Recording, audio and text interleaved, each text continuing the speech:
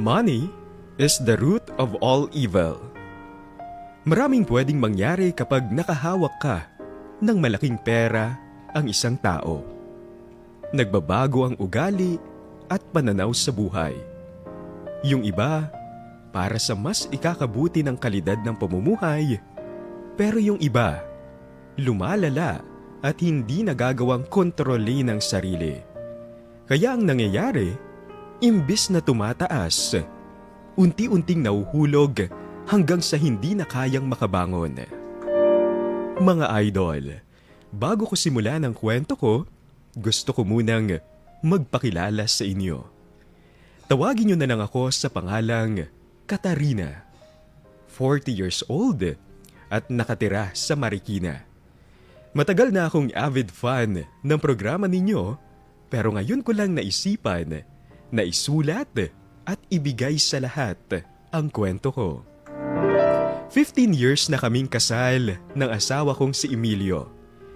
May dalawa kaming anak na sina Feliz at Tristan. Noong nagsisimula pa lang kami bilang mag-asawa, masasabi kong magaan ang lahat. Pareho kaming mayroong trabaho, kaya nakapagpundar agad ng sariling bahay. Ay, ayan, konti na lang. Ay, ayan.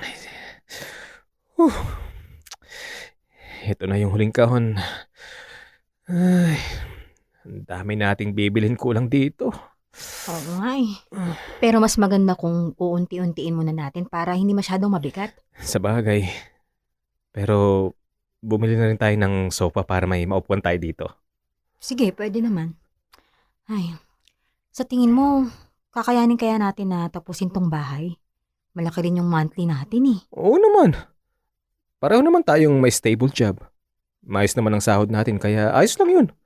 Pagtutulungan nating dalawa to. Ay, sana nga kayanin. Mahal, huwag ka masyadong kabahan dyan na ako ang bahala sa atin. Talaga, sigurado ka. Baka mamaya matulad ko sa ibang asawa na naghanap ng iba ha. Ako? Maghahanap ng iba? Naku, ang laking tanga ko naman kung gagawin ko yun. Siguraduhin mo lang ha. Dahil kapag ginawa mo yon, naku talaga sinasabi ko sa'yo, hindi ako magdadalawang isip na iwan ka. Oo, huwag ka mag-alala. Ako pa ba? Takot ko lang sa'yo. Ay, oo nga pala. Kailan mo balak mag-grocery? Wala kami pasok bukas. O di sige, bukas na lang. Kailangan na natin mamili dahil wala tayong kahit na ano rito. Marami pa tayong dalang maruruming damit. Yung iba dun, may mancha. Kaya alam mo, kailangan ng Pride detergent. Kasi di lang puti, kislap puti. Sige. Kahit buong grocery store pa ang bilhin mo, okay lang. Wow ha? Alam mo naman, lahat ng gagawin ko ay para sa'yo, di ba? Kung anong gusto mo, ibibigay ko. Talaga lang ha. Baka mamaya kung kailan nagkaroon na tayo ng anak, saka kabiglang magbago dyan. Ha? Uy, hindi ah. Kahit anong mangyari, hindi ako magbabago. Promise ko yan sa'yo. Isa sa mga minahal ko kay Emilio ay yung parati niyang pinaparamdam sa akin na wala akong dapat ipag-alala.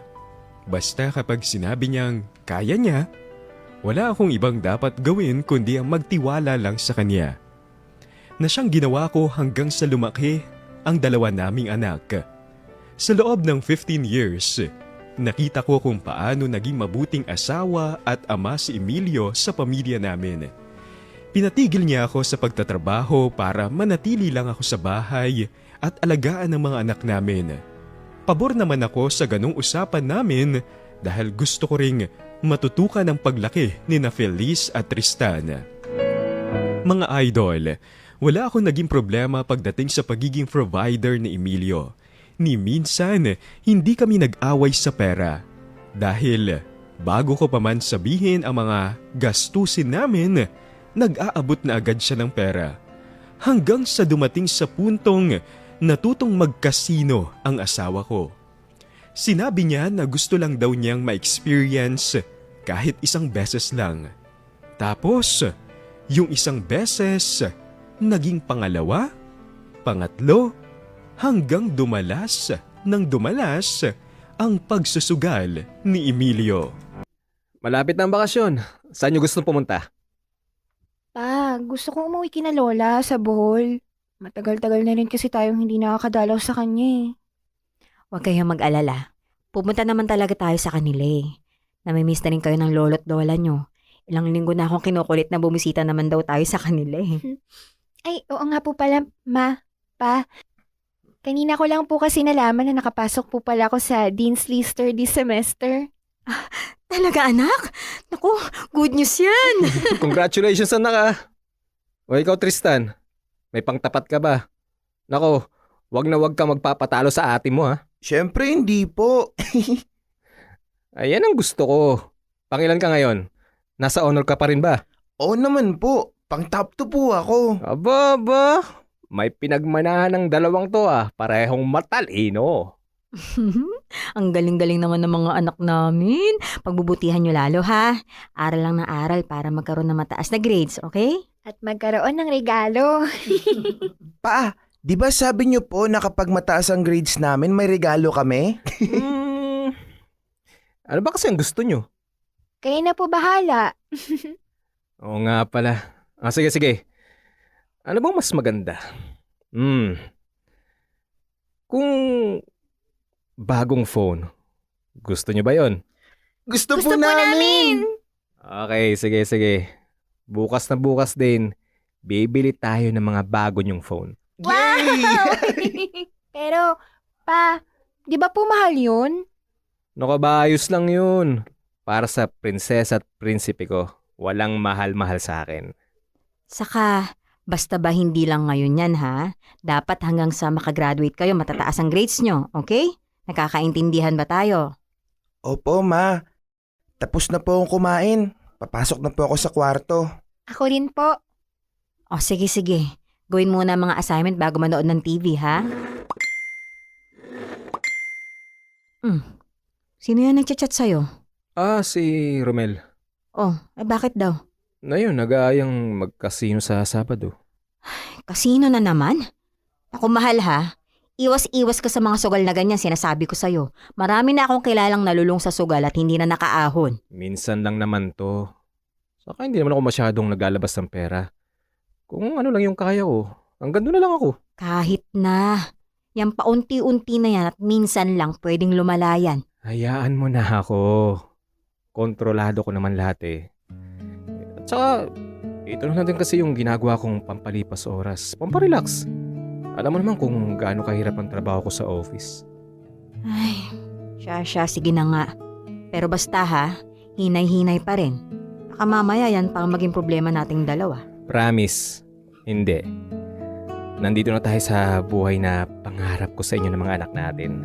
Sisirain ko pa ba? Siyempre hindi na. Alam ko naman yun eh.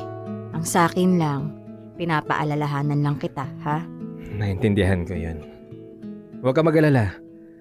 Wala lang itong ginagawa ko na sa iyo at sa future ng mga anak natin ang focus ko. Hindi yun mawawala. Kahit nababahala na ako sa mga nakikita ko kay Emilio, pinili ko pa ring pagkatiwalaan ng asawa ko. Naniniwala ako na alam niya ang ginagawa niya at hindi siya gagawa ng kahit na anong bagay na maaring makaapekto sa buhay ng pamilya namin. Kaya lang, mas lalong lumalala ang pagsusugal ni Emilio at dumarating na sa puntong unti-unti ko nang napapansin na pabawas ng pabawas ang ibinibigay niyang pera para sa pangangailangan namin. Hanggang isang araw... Oh, ang aga mo yata umuwi ngayon. Himala ah. Wala kang meeting? Wala. Maaga lang natapos sa mga trabaho ko. Sige, maligo lang ako. Sandali lang. Wala ka ba dapat sabihin sa akin? O aaminin? Wala naman, bakit? Sigurado ka? Ano bang gusto mong malaman para matapos na tong usapan na to? Bakit hindi mo sinabi na natanggal ka na pala sa trabaho mo, ha? Hindi. Huwag ka na nga magsinungaling.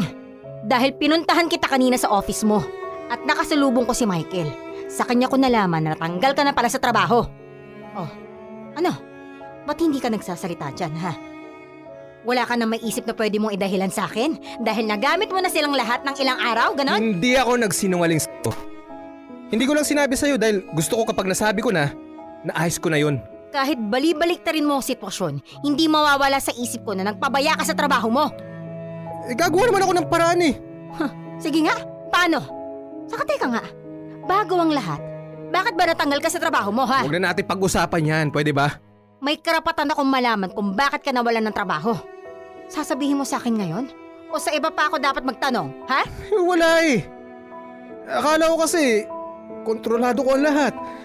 Hanggang sa yun, hindi ko na namalayan na hindi na pala nagagawa ang mga trabaho ko. Wala na akong ibang gustong gawin kundi magsugal. Kaya minsan, hindi na ako pumapasok. Kaya yun. Sugal? Sugal ang dahilan? Diyos ko, Emilio naman! Pinisabihan na kita, di ba? Alam ko yun! Kaya nga sinabi ko nga ayusin ko to, di ba? Hindi mo ako kailangan sermonan dahil alam ko ang mali ko. Eh naman ang mahirap sa'yo eh. Akala mo kontrolado mo lahat. Ayaw mo namang makinig. Kaya ayan, tingnan mo yung nangyari. Para kang batang sobrang tigas ng ulo. Parating sinasabi na alam ang ginagawa, pero ang totoo, naliligaw ka, Emilio. Naliligaw ka ng landas. At ang mahirap dun, ayaw mo magpatulong. Diyos ko, alam mo, bahala ka na. Siguraduhin mo lang ha, na hindi kaming mag-ina ang mahihirapan ng dahil dyan sa kalokohan mo. Mga idol, hindi ko na alam kung ano ang gagawin ko ng mga panahon na yon. Hindi ko alam kung aasa pa ba ako sa mga sinasabi ni Emilio sa akin o mas maigi kung ako na lang mismo ang kikilos. Dahil naisip ko kung itutuloy ko pa rin na pagkatiwalaan ng asawa ko pagkatapos ng mga ginawa niya. Pagkatapos kong nalaman na natanggal si Emilio sa trabaho, nakita ko naman na todo ang effort na ginagawa niya para makahanap ng bago. Mabuti na lang at malaki ang naipon naming pera para mabuhay kami kahit wala siyang trabaho. Kaya nga lang, lumipas na ang 2 buwan, wala pa rin siyang trabaho at patuloy pa rin ang pagsusugal niya. Oh, saan ka pupunta? May pupuntahan lang kami ni Romel.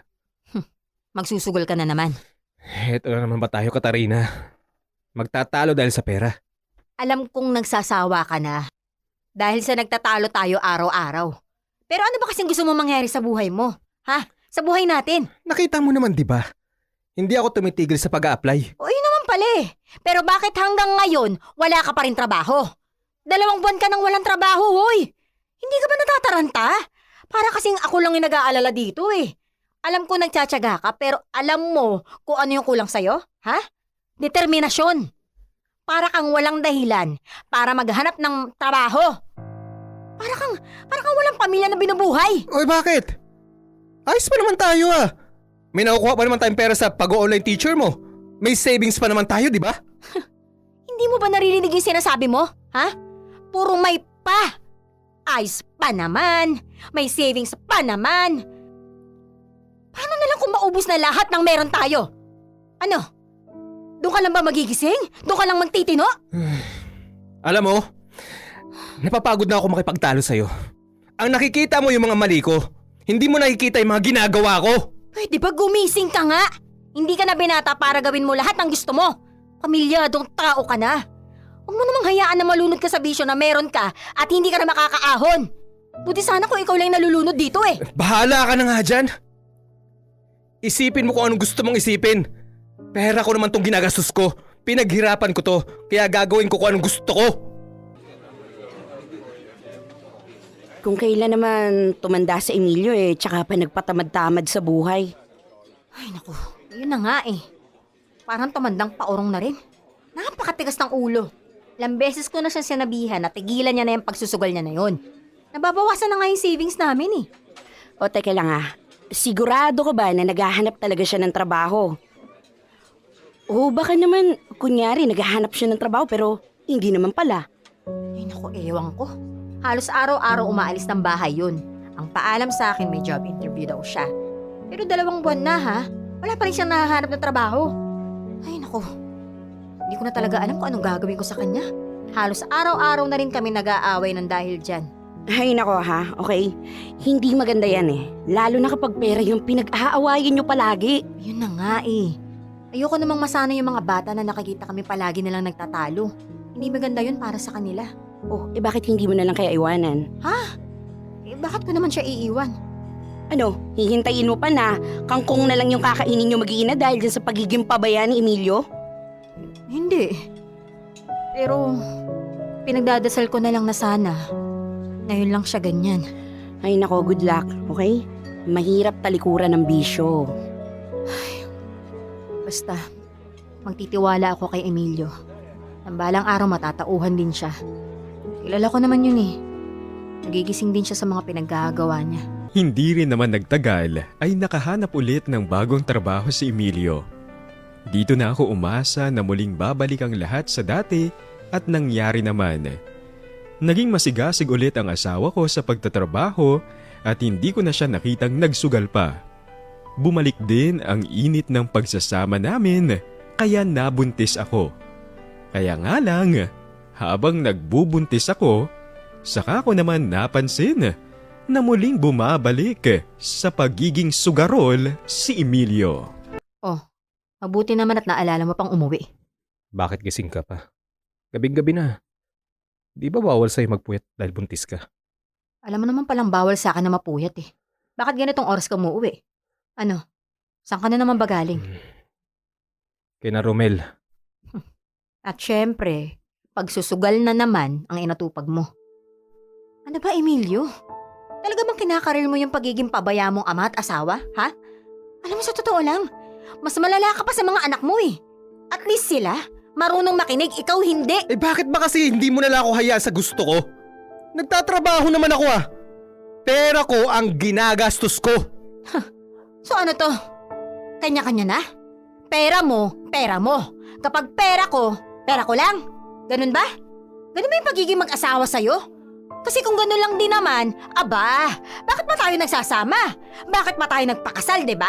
Maghiwalay na lang tayong dalawa. Hihiwalayan mo ako dahil lang sa pera? Ganon? Dahil sa pera. Bahala ka na kung anong gusto mong isipin. Mukha na akong pera? Fine! Pero hindi ako katulad mo na sarili lang ang iniisip. Hindi ko naman kayo pinababayaan ah. Sigurado ka? Dahil kung hindi, anong ginagawa natin dito sa maliit na bahay na to? Ha? Bakit halos kada buwan, hindi ko alam kung paano pagkakasyahin ang pera na hawak ko para mabayaran lahat-lahat ang dapat bayaran? Ha? Bakit sa tuwing manghihingi ng pang-project yung mga anak natin at allowance, halos problemado ako? Ha? May mga ipon naman tayo, nasa na yun? Nandun sa mga kalaro mo. Pinangposta mo na. Grabe ka, Emilio. Sa ating dalawa, ako ang mas nahihirapan eh. Kasi ako yung mulatang mata sa totoong sitwasyon natin. Emilio, naghihirap na tayo. Please naman gumising ka naman.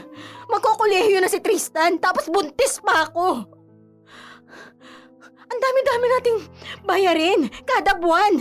Kaya please naman, umayos ka na.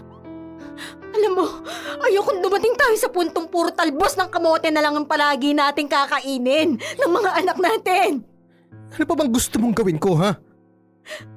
Tinatanong mo pa talaga yan? Alam mo, napapagod na akong intindihin ka. Alam mo, kapag kinukumpara ko yung Emilio na pinakasalan ko noon sa Emilio na nakakaharap ko ngayon, naiiyak na lang ako. Ang laki-laki na kasi na pinagbago mo. Ang laki na pinagbago ng buhay natin. Siguro mas maganda nga kung ayusin mo na lang yan na mag-isa. Anong ibig mong sabihin? Maghiwalay muna tayo. Ano? Sandali lang, Katarina. Bakit tayo maghihiwalay? Hindi naman yun ang solusyon. Dahil napapagod na ako sa'yo.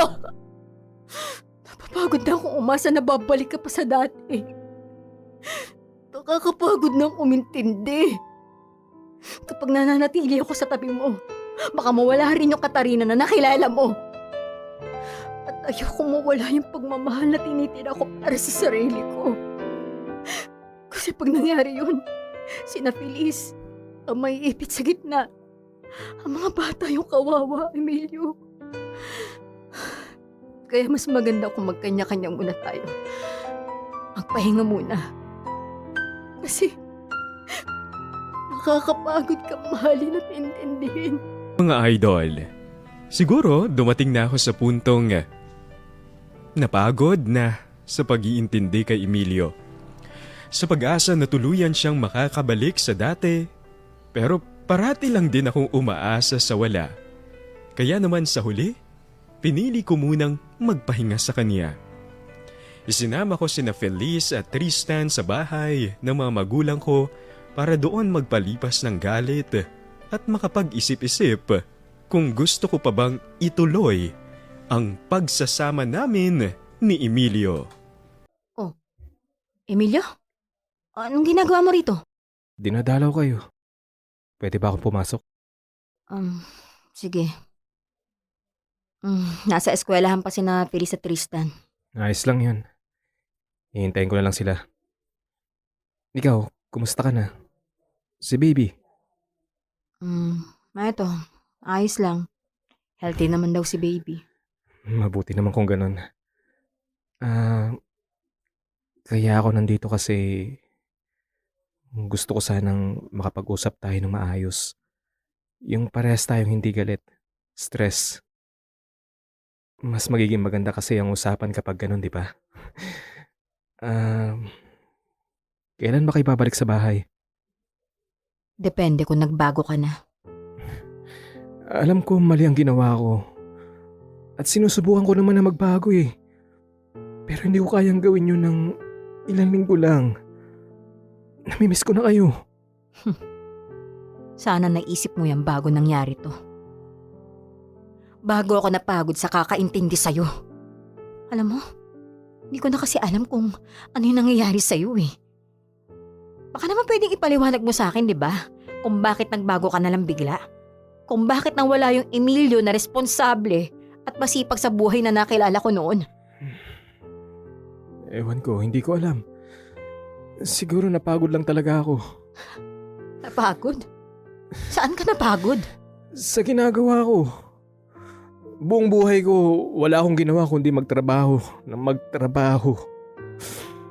Ayoko kasing umasa sa mga magulang ko. Gusto ko magkaroon ng sariling buhay. Sariling kotse.